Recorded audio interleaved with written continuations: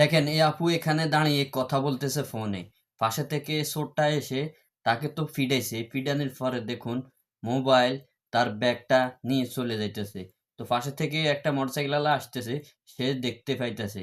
So সে দেখতে পেয়ে এখন দেখেন সে মোটরসাইকেল নিয়ে আগিয়ে আসতেছে। আসার পরে দিয়ে যে দেখেন সে এখন তাকে লাথি মারতেছে, কিলাইতেছে, পিটতেছে। তো সে কি করেছে ব্যাগ নিয়ে চলে গিয়েছে। এই ব্যাগ চাবিটা তার ফিটের নিচে আটকে গিয়েছে। আটকে যাওয়ার পরে এখন সে ব্যাগের জন্য চোরের পিছনে পিছনে দৌড়তেছে। তো সে কি করেছে তার মোটরসাইকেল নিয়ে, মূলত সে কিন্তু চোর না, তারা এটা অভিনয় করেছে এই ভাইয়ের মোটরসাইকেল নিয়ে যাওয়ার জন্য।